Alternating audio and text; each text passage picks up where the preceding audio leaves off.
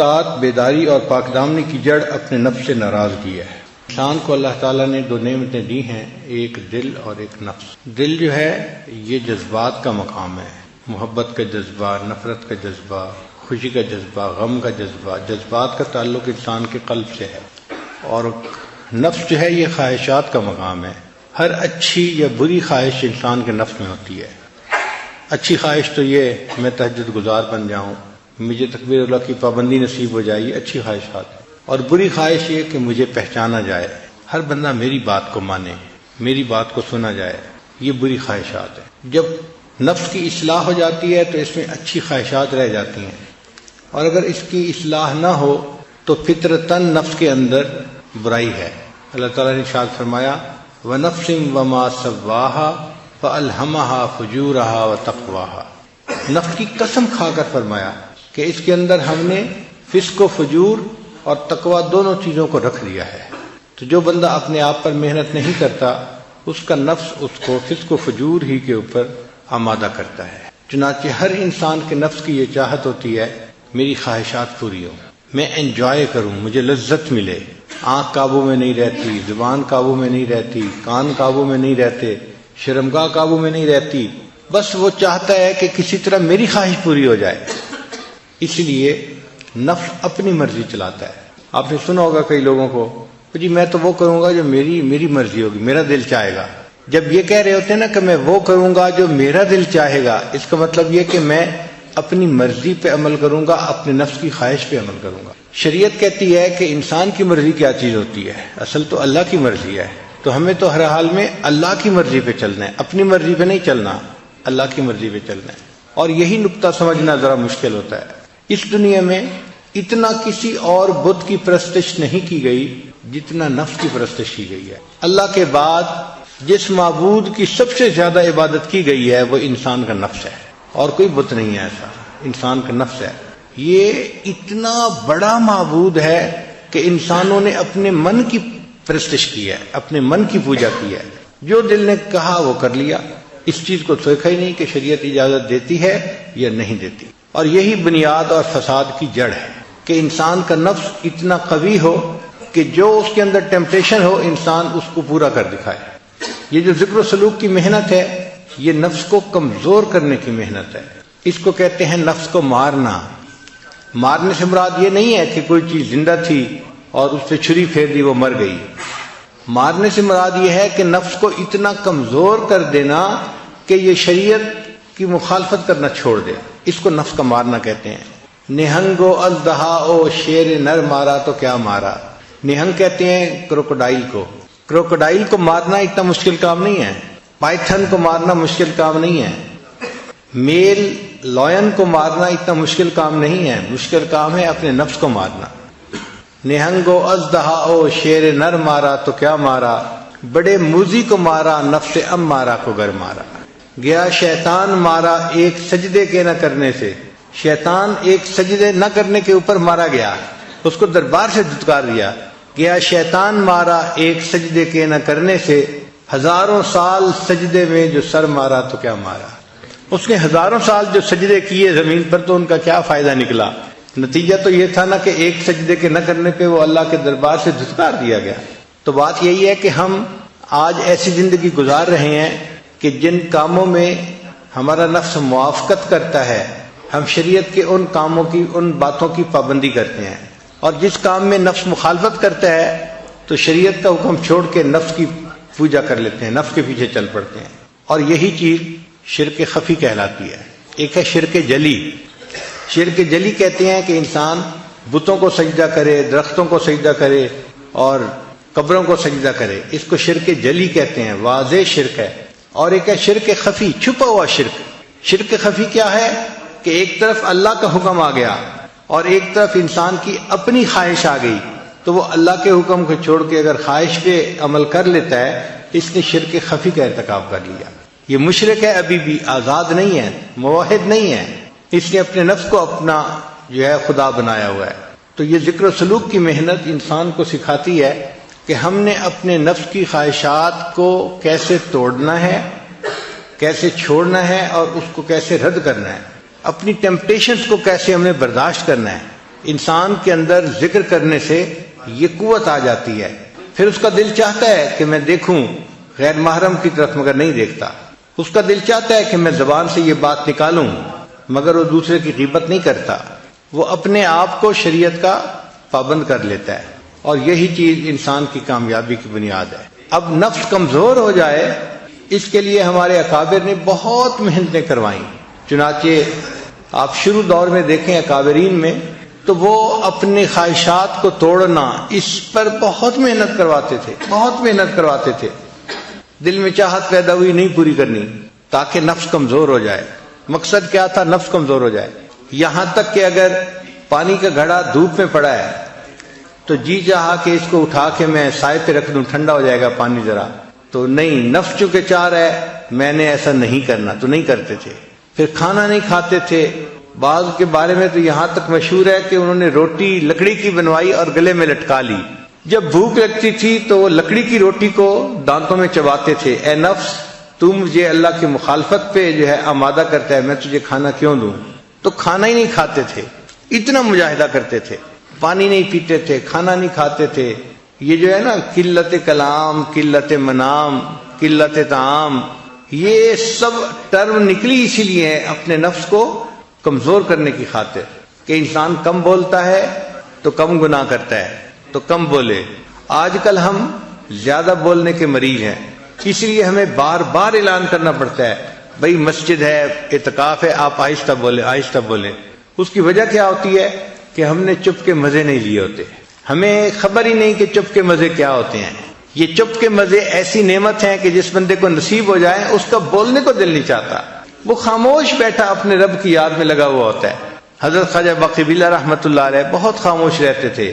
ایک بندے نے کہا کہ حضرت آپ کچھ نصیحت کریں، آپ کی نصیحت سے لوگوں کو فائدہ ہوگا۔ تو حضرت نے جواب میں کہا، جس نے ہماری خاموشی سے کچھ نہیں پایا وہ ہماری باتوں سے بھی کچھ نہیں پائے گا، جس نے ہماری خاموشی سے کچھ نہیں پایا وہ ہماری باتوں سے بھی کچھ نہیں پائے گا۔ تو خاموش رہنا آسان کام نہیں ہے، بندے کی ایک طبیعت بنی ہوتی ہے بولنے کی، اور ذرا موقع ملتا ہے تو بولنا ہی شروع کر دیتا ہے، رکنا بھی چاہے تو رک نہیں سکتا۔ اور جس کو خاموشی کے مزے اللہ تعالیٰ فرما دیں، اس کا دل گھبرا رہا ہوتا ہے کہ کیوں اتنی ٹر ٹر ہو رہی ہے۔ جیسے برسات کے موسم میں مینڈک ہوتے ہیں نا، تو ٹر ٹر ہو رہی ہوتی ہے، ایک آواز آ رہی ہوتی ہے مستقل۔ اسی طرح بندہ چپ نہیں رہ سکتا، ٹر ٹر کرتا رہتا ہے، بولتا رہتا ہے، بولتا رہتا ہے۔ ہمارے مشائخ مراقبہ سکھانے کے لیے خاموش رہنا سکھاتے تھے۔ چنانچہ حضرت اقدس تھانوی رحمۃ اللہ کی خانقاہ پہ جو بندہ تربیت کے لیے آتا تھا، پہلا کام اس کے ذمہ لگتا تھا کہ آپ نے کلام نہیں کرنا، بات نہیں کرنی، چپ رہنا ہے۔ ہاں، سلام اگر کوئی کرے تو اس کا جواب دے سکتے ہیں چونکہ وہ واجب ہے، اس کے علاوہ کلام نہیں کر سکتے۔ تو صرف سلام کا جواب دینے کی اجازت تھی، اس کے علاوہ کلام کرنے کی اجازت نہیں تھی۔ حضرت خواجہ مجذوب رحمۃ اللہ علیہ چونکہ شاعر تھے اور ان سے لوگ زیادہ واقف بھی تھے اور مانوس بھی تھے، تو ان سے زیادہ باتیں کرنے کی کوشش کرتے تھے۔ تو حضرت خواجہ مجذوب رحمۃ اللہ نے کیا کیا تھا، ایک گتے کے اوپر لکھ دیا تھا خاموش، اور دھاگا ڈال کے اس کو گلے میں لٹکا لیا تھا۔ تو اگر کوئی بندہ ان سے بات کرنے لگتا تھا تو وہ اس کی طرف اشارہ کر دیتے تھے، صرف بھئی دیکھ لو یہ سائن ہے، خاموش۔ اس طرح خاموش رہتے تھے۔ حضرت مفتی محمد شفیع رحمۃ اللہ علیہ اور حضرت مولانا یوسف بن نوری رحمۃ اللہ علیہ کے بارے میں آتا ہے کہ جب دونوں شہزادوں نے علم حاصل کر لیا تو تھانہ بھون حاضر ہوئے کہ حضرت کی خدمت میں کچھ وقت رہتے ہیں۔ اب جب وہاں گئے تو عشاء کی نماز پڑھ کے کمرے میں آئے، دونوں کو رہنے کے لیے ایک ہی کمرہ دے دیا گیا تھا۔ تو کچھ بیٹھے تو کوئی بات چیت شروع ہو گئی، تازہ علم پڑا ہوا تھا، بات ہوتی گئی۔ تھوڑی دیر کے بعد جو خانقاہ کا خادم تھا بوڑھا، وہ آیا، اس نے آ کے دروازہ کھٹکھٹایا کہ جی خانقاہ میں عشاء کے بعد باتیں کرنے کی اجازت نہیں ہے، آپ چپ ہو جائیں۔ وہ چپ ہو گئے، مگر اس کو روٹین میں لیا، اور تھوڑی دیر کے بعد پھر کوئی مسئلہ شروع ہو گیا، پھر باتیں شروع ہو گئیں۔ جب پھر باتیں شروع ہونے لگیں تو تھوڑی دیر کے بعد وہ خانقاہ کا خادم آیا اور اس نے آ کے کہا کہ جی مجھے حضرت کی طرف سے یہ حکم ہے کہ جو ایک دفعہ منع کرنے پہ نہ رکے اور پھر باتیں کرتے رہے، اس کی سامان کی گٹھڑی اس کے سر کے اوپر رکھو اور اس کو خانقاہ سے دھکا دو، جاؤ۔ جب آپ نے بات سمجھنی نہیں تو رہنے کا کیا فائدہ، کیوں وقت اپنا بھی ضائع کر رہے ہو، ہمارا بھی ضائع کر رہے ہو۔ تو اس نے کہا جناب میں دوسری دفعہ آ کے بتا رہا ہوں، اب اگر میں نے آپ لوگوں کی آواز سن لی تو میں نے آپ کا سامان آپ کے سر پہ رکھنا ہے اور آپ کو خانقاہ سے نکال دینا ہے۔ پھر دونوں کو احساس ہوا کہ خاموشی کی اہمیت کتنی تھی، کتنا سیریس معاملہ تھا. پھر اس کے بعد وہ نہیں بولے. ایک عالم آئے حضرت تھانوی رحمۃ اللہ کو ملنے کے لیے، بڑے عالم تھے، مگر حضرت نے انہیں کہا کہ آپ نے بات نہیں کرنی. چنانچہ وہ بالکل نہیں بولتے تھے. تو تھانہ بھون کے جو مقامی لوگ تھے وہ ان کو گونگا سمجھتے تھے، چونکہ کبھی بولتے سنا جو نہیں، اس کو کوئی بات بھی کرنی ہوتی تھی تو اشاروں سے کرتے تھے، تو لوگ ان کو گونگا سمجھتے تھے. جب وہ کچھ عرصہ رہے اور ان کے اوپر رنگ چڑھ گیا تو اب حضرت نے ایک دن انہیں کہا کہ آپ درس قرآن دیں. تو انہوں نے درس قرآن دینا شروع کیا تو مقامی لوگ حیران تھے اور آپس میں باتیں کر رہے تھے کہ دیکھو حضرت گنگوہی کی کرامت کے گنگے بندے نے بھی بولنا شروع کر دیا.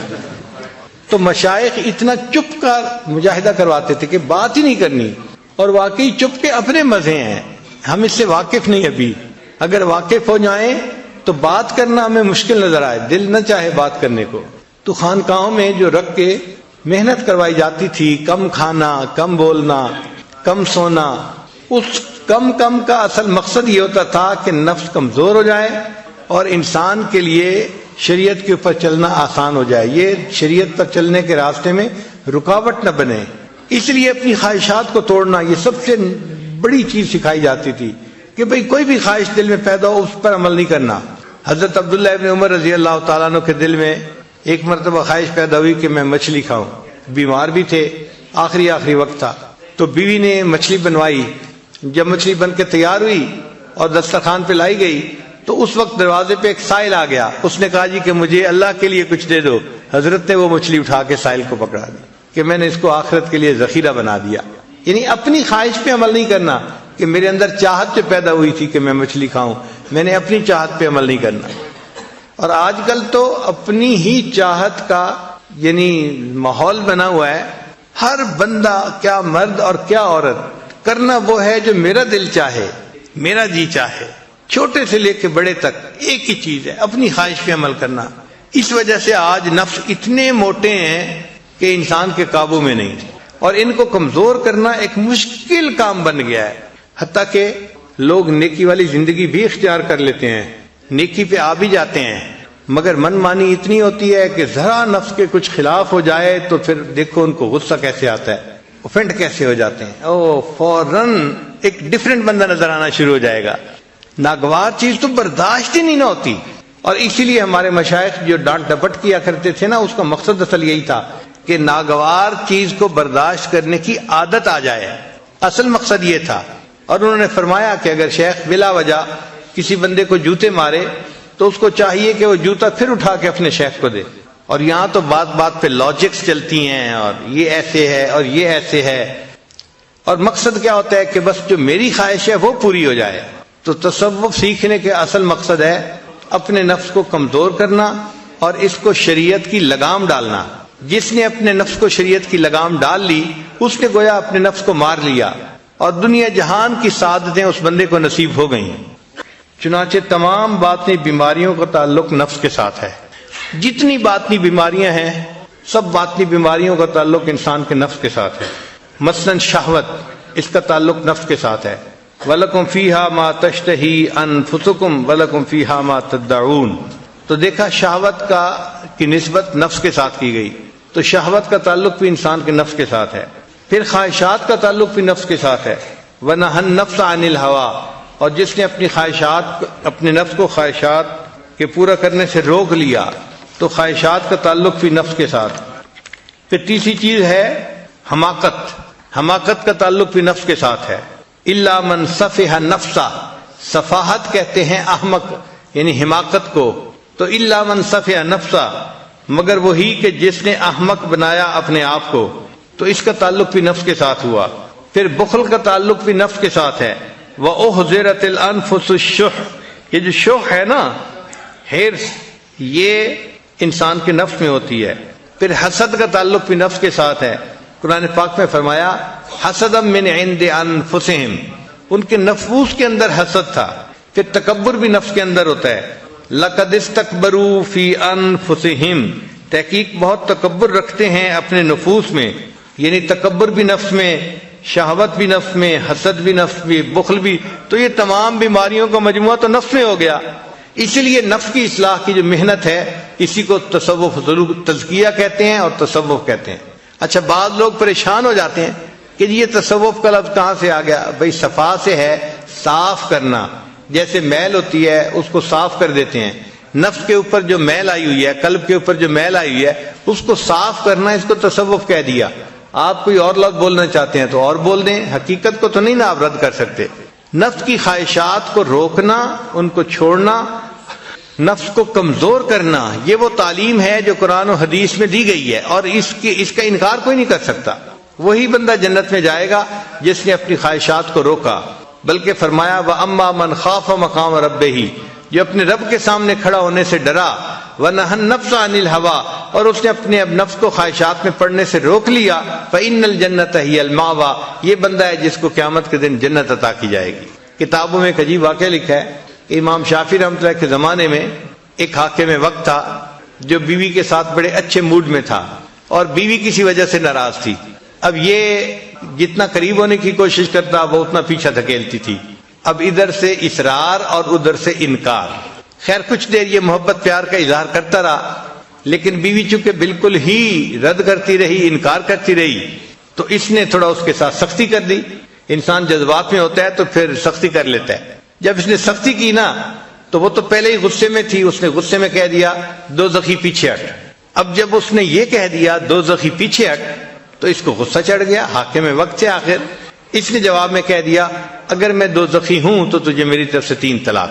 خیر وہ وقت تو گزر گیا، جب تھوڑا عقل ٹھکانے میں آئی، غصہ ٹھنڈا ہوا، تو بیوی نے بھی سوچا کہ مجھے اس کو دوزخی تو نہیں کہنا چاہیے تھا، غلط کام کیا میں نے، اور خامد نے سوچا اگر اس نے کہہ دیا تھا تو مجھے طلاق تو نہیں دینی چاہیے تھی۔ دونوں نے اپنی اپنی غلطی کا اعتراف کیا، مگر مسئلہ یہ تھا کہ طلاق واقع ہوئی ہے یا نہیں ہوئی۔ اب یہ مشروط طلاق تھی کہ اگر میں دوزخی تو تجھے 3 طلاق، تو کنڈیشنل طلاق تھی۔ اب فیصلہ کون کرے کہ تم جنتی ہو یا جہنمی ہو؟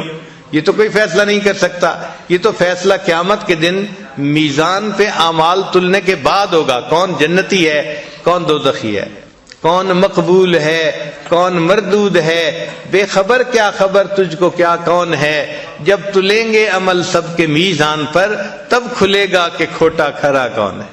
یہ کھوٹے کھرے کا تو پتہ قیامت کے دن جا کے چلے گا، اس سے پہلے تو نہیں چلتا۔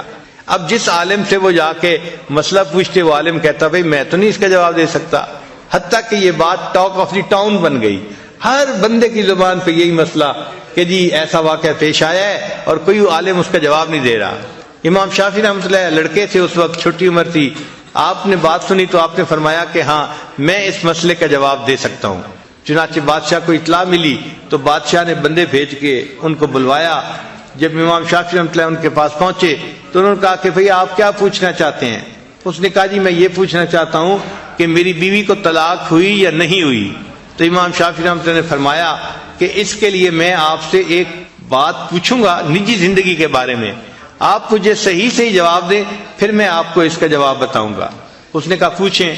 امام صاحب نے کہا کہ مجھے اپنی زندگی کا کوئی ایسا واقعہ سنائیں کہ جب آپ بڑا گناہ کرنے پر قادر ہوں اور اللہ کے ڈر کی وجہ سے آپ نے گناہ نہ کیا ہو، کوئی ایسا واقعہ آپ کی زندگی میں آیا، کوئی ایسا موقع؟ تو بادشاہ نے سوچ کے کہا ہاں ایک مرتبہ ایسا موقع پیش آیا۔ بھئی کون سا واقعہ؟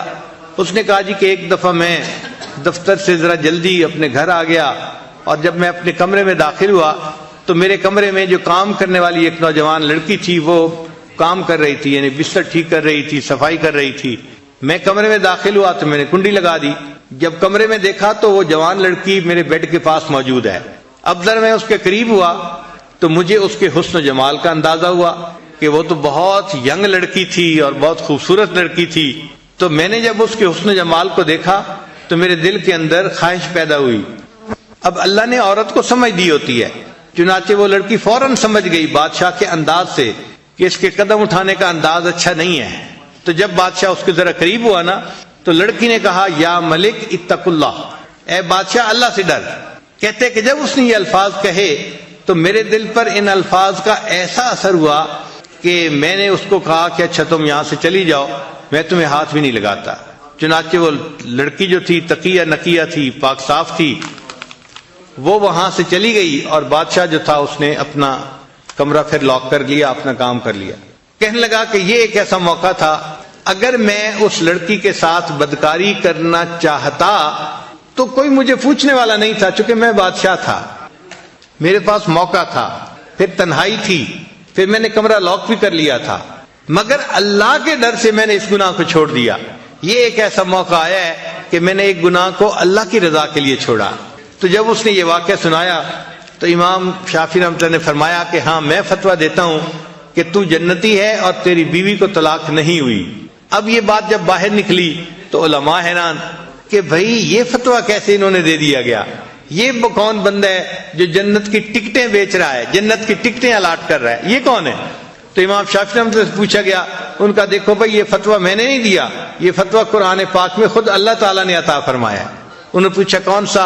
انہوں نے آیت پڑھی وَأَمَّا مَنْ خَافَ مَقَامَ رَبِّهِ، اور جو بندہ اپنے رب کے سامنے کھڑے ہونے سے ڈر گیا، وَنَهَى النَّفْسَ عَنِ الْهَوَىٰ، اور اس نے اپنے نفس کو خواہشات میں پڑنے سے روک لیا، فَإِنَّ الْجَنَّةَ هِيَ الْمَأْوَىٰ، اس کا ٹھکانہ جنت ہے۔ تو قرآن فیصلہ دے رہا ہے کہ اس کا ٹھکانہ جنت ہے۔ جب وہ جنتی ہے تو اس کا مطلب ہے اس کو طلاق نہیں ہوئی اس کی بیوی کو۔ تو بات ایسی ہے، اگر ہم اپنی خواہشات نفسانی کو روکیں گے، اس کے بدلے اللہ تعالیٰ ہمیں اپنی رضا عطا فرمائیں گے، ہمیں جنت عطا فرمائیں گے۔ چنانچہ یہ چیز ذہن میں رکھیں کہ جس کام میں نفس کی لذت ہوتی ہے اس میں روح کی جو ہے تنزلی ہوتی ہے، اور جس کام میں نفس کی تنزلی ہوتی ہے اس کام میں روح کی ترقی ہوتی ہے۔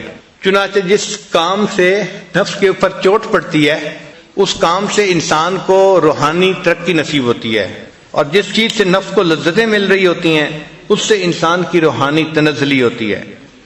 کہتے ہیں کہ حضرت بایزید بستامی رحمۃ اللہ کو ایک مرتبہ خواب میں اللہ تعالیٰ کی زیارت نصیب ہوئی۔ خواب میں زیارت کا نصیب ہونا یہ ممکن ہے، بزرگوں نے لکھا ہے کتابوں میں۔ تو انہوں نے اللہ سے پوچھا، اے اللہ کیف اصل الیک، میں آپ تک کیسے پہنچ سکتا ہوں، میں آپ تک پہنچنا چاہتا ہوں، اے اللہ میں آپ تک کیسے پہنچ سکتا ہوں؟ تو رب کریم نے آگے سے جواب دیا، اے میرے پیارے دع نفسک و تعال، تو اپنے نفس کو چھوڑ دے اور میرے تک آ جا۔ اس لیے بایزید بستامی رحمۃ اللہ فرمایا کرتے تھے کہ جنت 2 قدم ہے، اکثر محفلوں میں فرماتے تھے جنت 2 قدم ہے، جنت 2 قدم ہے۔ تو کسی نے کہا کہ حضرت آپ کیسے کہتے ہیں کہ جنت 2 قدم ہے؟ آپ نے فرمایا پہلا قدم اپنے نفس پہ رکھ لو، تمہارا دوسرا قدم جنت سے پہنچ جائے گا۔ تو پہلا قدم نفس پہ رکھنا پڑتا ہے تب نفس مرتا ہے، ورنہ نہیں نفس مرتا۔ اور یہ ذہن میں رکھنا کہ ہمارا بدترین دشمن ہمارا اپنا نفس ہے۔ حدیث پاک ہے اعداء عدوک نفسک التی بین جنبیک، کہ تم اپنے نفس سے دشمنی رکھو، وہ نفس جو تمہارے جو ہے وہ پہلو کے درمیان میں ہے، وہ تمہارا سب سے بڑا دشمن ہے۔ ہم اپنے نفس کو پالنے میں لگے ہوتے ہیں اور نفس ہمیں جہنم میں دھکے دینے میں لگا ہوتا ہے۔ اور یہ نفس ایسا مکار ہے کہ اس کا مکر شیطان سے بھی زیادہ۔ آپ دیکھیں کہ شیطان نے آدم علیہ السلام کو سجدہ نہ کیا، اس نے اللہ کی نافرمانی کی، تو سوال پیدا ہوتا ہے کیوں نافرمانی کی؟ اس وقت تو کوئی اور شیطان نہیں تھا جس نے اس کو ورغلایا ہو، تو اس نے کیوں سجدہ نہیں کیا تھا؟ تو علماء نے لکھا ہے اس وقت شیطان تو کوئی اور نہیں تھا مگر اس کے نفس نے اس کو ورغلایا۔ تو نفس وہ بدبخت ہے، بدکار ہے کہ جس نے عزازیل کو شیطان بنوا دیا، یعنی شیطان کو شیطان بنوانے والا جو گرو گنٹھال ہے وہ نفس ہے۔ تو نفس جو ہے یہ زیادہ بڑا دشمن ہوا۔ اب انسان کو گناہ کا جو خیال آتا ہے نا، کئی مرتبہ شیطان کی طرف سے آتا ہے، کئی مرتبہ نفس کی طرف سے آتا ہے، تو سالک کو پتہ نہیں چلتا کہ یہ کدھر سے جو ہے وہ میسج آ رہا ہے، کون میسج بھیج رہا ہے گناہ کا۔ تو ہمارے بزرگوں نے اس کو کھول دیا۔ وہ فرماتے ہیں کہ جب گناہ کا کوئی خیال آئے اور بار بار اسی گناہ کا تقاضا ہوتا رہے کہ یہی گناہ کرنا ہے، تو سمجھ لو کہ یہ نفس کی طرف سے ہے، کیونکہ نفس کی مثال ضدی بچے کی طرف سے ہے۔ وہ ایک چیز اگر منہ سے نکال دیتا ہے نا تو کہتے ہیں کہ بس مجھے وہی چاہیے، مجھے وہی چاہیے۔ تو نفس بھی اسی طرح ہے کہ ایک مرتبہ جو خیال آ گیا گناہ کا، یہ بار بار اسی خیال کے اوپر وہی خیال دل میں لاتا رہتا ہے۔ اور اگر شیطان کسی کے دل میں گناہ کا خیال ڈالے اور بندہ اس کو رد کرے تو شیطان اس گناہ پہ جمع نہیں رہتا، یہ پھر دوسری آپشن بھیج دیتا ہے، اچھا یہ نہیں ہو سکتا تو چلو یہ کر لیں، اچھا یہ نہیں ہوتا تو چلو یہ کر لیں، دوسری آپشن، تیسری آپشن، چوتھی آپشن۔ مقصد اس کا یہ ہے کہ کہیں نہ کہیں گناہ کی تشکیل ہو جائے اس کی۔ اگر ایک میں نہیں ہوتی تو دوسرے میں، نہیں ہوتی تو تیسرے میں. تو اگر آپ کے ذہن میں گناہ کا خیال آئے اور آپ اس کو روکیں اور روکنے پر گناہ کی آپشن نئی سے نئی آتی رہے تو آپ سمجھ جائیں کہ یہ میسج شیطان بدبخت بھیج رہا ہے. اور اگر اسی گناہ ہی کا ذہن کے اندر جو ہے وہ خیال رہے تو آپ سمجھ لیں کہ یہ میرا نفس ہے جو میرے ساتھ مکاری کر رہا ہے. اسلام کی آفت نفس کی خواہشات ہیں. حضرت امام ربانی حضرت مجدد ثانی رحمۃ اللہ اپنے مکتوبات میں اس پہ بہت تفصیل لکھتے ہیں. یہاں پر ایک حدیث مبارکہ پیش کی جاتی ہے. حضرت عبداللہ ابن عباس عنہ نے فرمایا ہر چیز کے لیے ایک آفت ہوتی ہے. علم کے لیے بھول جانا ایک آفت ہے، عبادت کے لیے سستی کرنا آفت ہے، عقل کے لیے غرور کرنا آفت ہے، برتن کے لیے بھاری پن آفت ہے، تجارت کے لیے جھوٹ بولنا آفت ہے، سخاوت کے لیے فضول خرچی کرنا آفت ہے، خوبصورتی کے لیے عجب اور تکبر آفت ہے، دین کے لیے ریاکاری آفت ہے، اور خواہش نفسانی اسلام کے لیے آفت ہے. یعنی یہ خواہش نفسانی اتنی بری چیز ہے کہ یہ دین اسلام کے لیے آفت ہے. اب سوال پیدا ہوتا ہے کہ آخر یہ انسان کا نفس اتنا خطرناک کیوں ہے؟ تو اس کا جواب اس لیے کہ یہ گھر کا چور ہے، یعنی گھر کا بھیدی ہے، اور جو گھر کا بھیدی ہوتا ہے وہ لنکا ڈھائے وہی زیادہ نقصان دیتا ہے جو گھر کے اندر ہوتا ہے. پہلے زمانے میں ہل چلاتے تھے تو دو بیل ہل میں جوتے تھے، ایک اندر کی طرف ایک باہر کی طرف. جب چکر لگاتے تھے تو ایک اندر چکر لگاتا تھا ایک باہر چکر لگاتا تھا. آج کل تو ٹریکٹر آ گئے ہیں، معاملہ ہی دوسرا ہو گیا. ایک بزرگ کھڑے تھے تو انہوں نے دیکھا کہ اچانک وہ جو کسان تھا نا اس نے اندر والے بیل کو مارنا شروع کر دیا. تو اس نے پوچھا بھئی تم باہر والے کو نہیں مار رہے، اندر والے کو کیوں مارتے جا رہے ہو؟ اس نے کہا کہ اس نے ٹاپا مارا ہے. ٹاپا مارنا کہتے ہیں کہ آپ ہل چلا رہے ہیں پھر کوئی چیز جگہ درمیان میں زمین کی چھوڑ کے، یعنی روٹین سے ہٹ کے جگہ چھوڑ کے آگے چلے جانا، اس کو ٹاپا کہتے ہیں. اور جب بھی وہ ٹاپا مارتے ہیں تو اندر والا بیل جو ہے نا وہ بدماشی کرتا ہے، جس کی وجہ سے کچھ زمین خالی رہ جاتی ہے، ورنہ تو روٹین میں چلتا رہتا ہے سلسلہ. تو جس طرح انہوں نے پھر فرمایا کہ میاں اگر بیل نے ٹاپا مارا تم اس کو اتنا مار رہے ہو، جو تمہارا نفس ٹاپے مار رہا ہے، اگر اللہ نے تجھ سے پوچھ لیا تو تمہارا کیا بنے گا؟ تو ہم بھی جو گناہ کرتے ہیں وہ ہمارا نفس ٹاپے مار رہا ہوتا ہے، ہمارا نفس ہمیں مکاری کے ساتھ گناہ کی طرف متوجہ کر رہا ہوتا ہے. اور یہ نفس اس لیے خطرناک ہے کہ یہ وہ دشمن ہے جس سے انسان کو محبت ہوتی ہے. عام طور پر دشمن سے انسان کو نفرت ہوتی ہے، مگر یہ وہ دشمن ہے کہ جو ہے بھی دشمن اور انسان کو اس سے محبت بھی ہے، اس لیے یہ زیادہ خطرناک ہے. حدیث مبارکہ میں ہے کہ عقل مند انسان وہ ہے جو اپنے نفس کو سیدھا رکھے. الکیس من دان نفسہ وعمل لما بعد الموت. عقل مند وہ ہے کہ جو اپنے نفس کو سیدھا رکھے اور مرنے کے بعد کے لیے عمل کرے. والعاجز من اتبع نفسہ ہواہا وتمنى علی اللہ. اور عاجز وہ ہے کہ جو اپنے نفس کی خواہشات کی اتباع کرے اور اللہ سے تمنا رکھے کہ اللہ مجھے جنت بھیج دیں گے، یعنی کام گناہ والے کر رہا ہے اور تمنا جنت کی رکھی ہوئی ہے. ایک حدیث پاک میں ہے کہ طاقتور انسان وہ ہوتا ہے جو اپنے نفس کو سیدھا رکھے. ان الشدید، جو طاقتور ہوتا ہے وہ کون ہوتا ہے؟ اور ایک حدیث پاک میں ہے کہ اصل مجاہد وہ ہوتا ہے جو اپنے نفس سے لڑتا ہے. المجاہد من جاہد نفسہ فی طاعت اللہ. مجاہد وہ ہوتا ہے جو اپنے نفس کے ساتھ اللہ کی رضا کے لیے مجاہدہ کرتا ہے. ایک حدیث پاک میں ہے کہ متقی وہ ہے جو نفس کو شدید محاسبہ میں رکھے. چنانچہ میمون بن مہران رحمۃ اللہ فرماتے ہیں کہ انسان اس وقت تک متقی نہیں بن جاتا جب تک کہ وہ اپنے نفس کو شدید محاسبے میں نہ رکھے. سیدنا صدیق اکبر فرمایا کرتے تھے کہ جو شخص اپنے نفس کو اللہ کی خاطر فنا کر دیتا ہے وہ اللہ کے عذاب سے محفوظ ہو جاتا ہے. حضرت عمر بن عبدالعزیز رحمۃ اللہ علیہ فرمایا کرتے تھے کہ افضل اعمال نفس کی مخالفت ہی کی وجہ سے کیے جا سکتے ہیں. یعنی جب انسان نفس کی مخالفت کرتا ہے تو جو عمل اس وقت کرتا ہے اس عمل پر بڑا اجر ملتا ہے، وہ افضل اعمال ہوتے ہیں. جو بندہ اپنے نفس کی خواہشات کی پیروی کرتا ہے اللہ تعالیٰ اس سے نیک اعمال کی توفیق چھین لیتے ہیں. چنانچہ محمد بن حنفیہ فرمایا کرتے تھے کہ انسان کو جنت تب ملے گی جب وہ اپنے نفس کو خواہشات کو توڑے گا، قطع کرے گا. اس لیے ہمارے مشائخ نے کہا ہے کہ جہاد کا آغاز اپنے نفس سے کرو. ابدأ بنفسک، کہ تم جہاد کا آغاز اپنے نفس سے کرو. اگر تم اپنے نفس کے ساتھ نہیں کر سکتے تو تم کفار کے ساتھ کیا کرو گے؟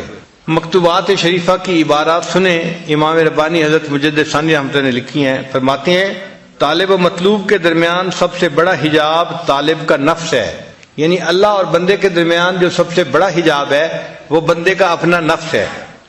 پھر آگے فرماتے ہیں میرے مخدوم و مکرم انسان کا نفس امارہ جاہ و ریاست کی محبت پر پیدا کیا گیا ہے، اس کی تمام ہمت و کوشش اپنے ہم اثروں پر بلندی حاصل کرنا ہے، اور وہ فطری طور پر اس بات کا خواہاں ہے کہ تمام مخلوقات اس کی محتاج اور اس کی اوامر و نواہی کے تابع ہو جائے، اور وہ خود کسی ایک کا بھی محتاج اور محکوم نہ ہو۔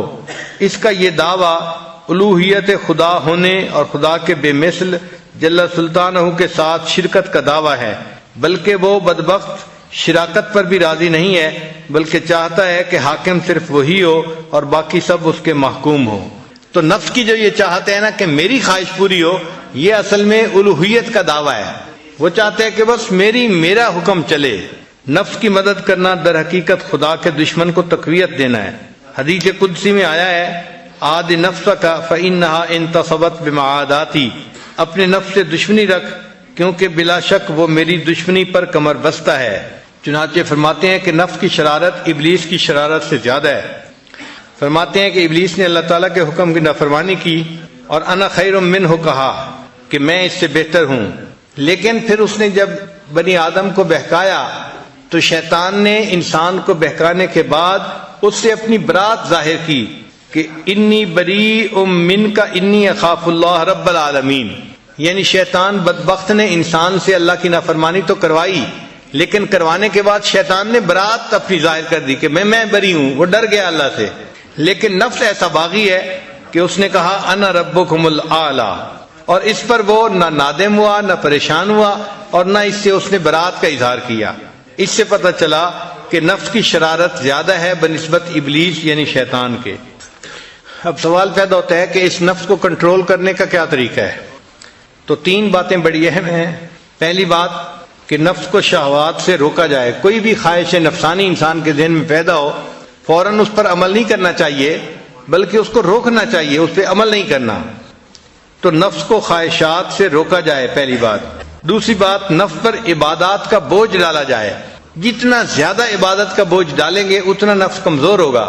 زیادہ نوافل پڑھیں، زیادہ تلاوت کریں، زیادہ روزے رکھیں، زیادہ ذکر کریں، جتنا عبادت زیادہ کریں گے اتنا نفس کمزور ہوگا۔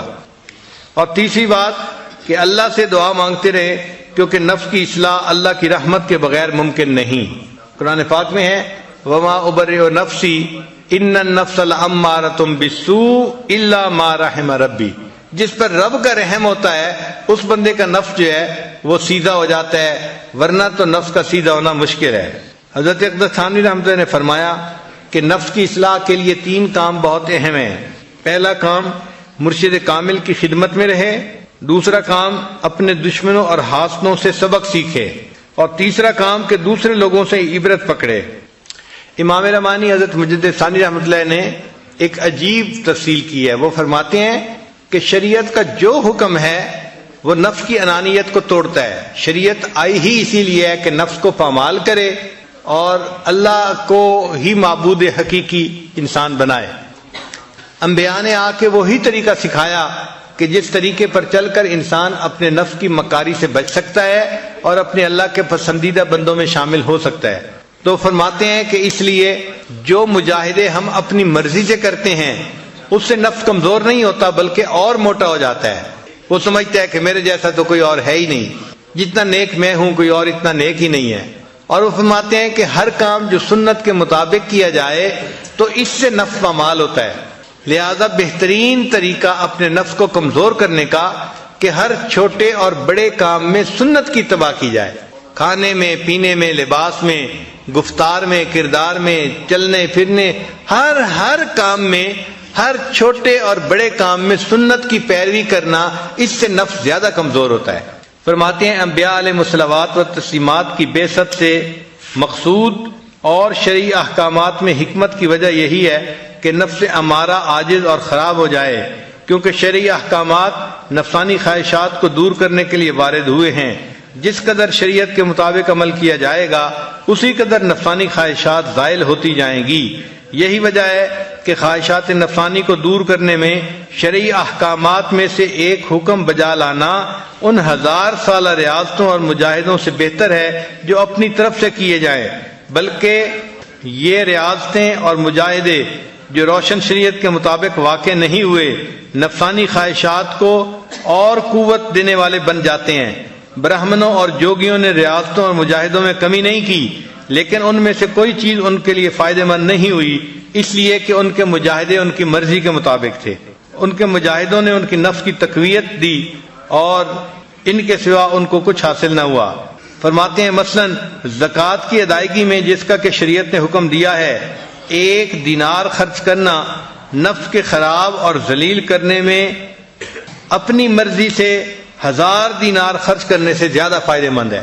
یعنی ایک بندہ اپنی مرضی سے 1000 دینار صدقہ کرتا ہے، وہ فرماتے ہیں کہ 1000 دینار سے نفس کمزور نہیں ہوتا، لیکن زکوٰۃ کی ادائیگی میں 1 دینار کے خرچ کرنے پر نفس کمزور ہو جاتا ہے، چونکہ وہ شریعت کا حکم ہے۔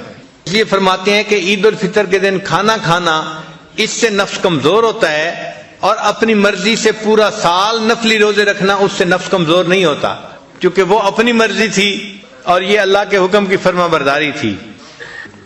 نماز فجر کی 2 رکعتوں کو جماعت کے ساتھ ادا کرنا جو کہ سنتوں میں سے ایک سنت کا بجا لانا ہے، اس بات سے کئی در